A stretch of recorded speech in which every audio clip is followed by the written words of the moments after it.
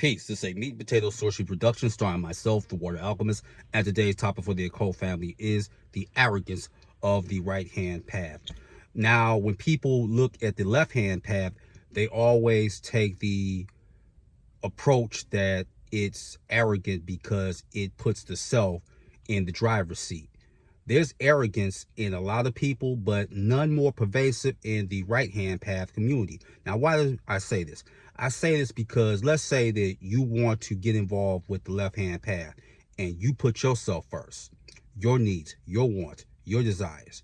Many people on the right-hand path, you know what they're going to do? They're going to gaslight you. They're going to make you feel guilty. And what are they going to use? They pull out their number one weapon.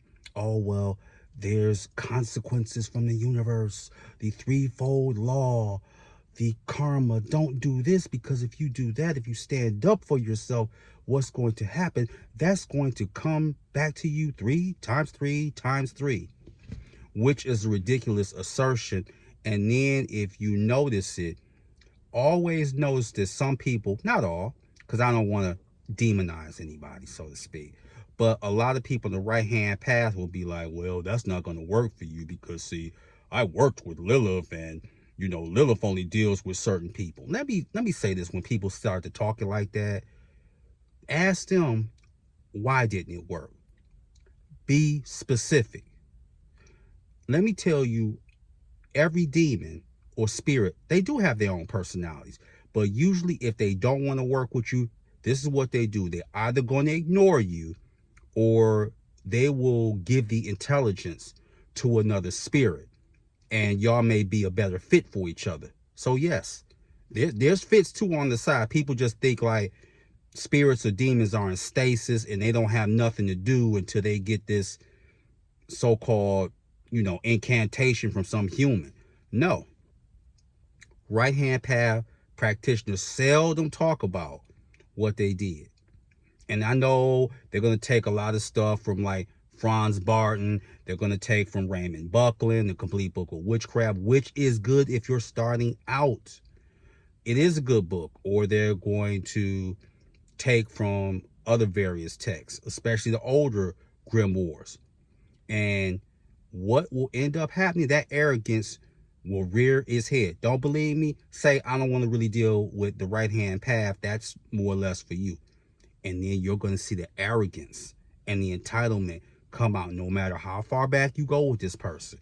Watch, it happens. Oh, we've known each other 5, 10 years and we never disagree with that. Yeah. How's that working out for you? The right-hand path is about accountability, but it's also about this. Even if I don't agree with something, maybe it's just not for me to understand. Carry on. The right-hand path, they're not like that. Oh, well, how's this working out for you? People in the right-hand path, let me Kobe Bryant of Magic say this. Do you know there's people on the right-hand path that still think that you could sell your soul? Yeah, 100%. Facts. They still think that. That's archaic. And it's based on Abrahamic religion. We don't subscribe to that over here. We don't. You cannot sell something that's yours. It merely returns back to the source, or you will return back to, depending on if you're related to extraterrestrials or the draconian realm, it will go back to the source energy. The source energy is that which has always been and will always be.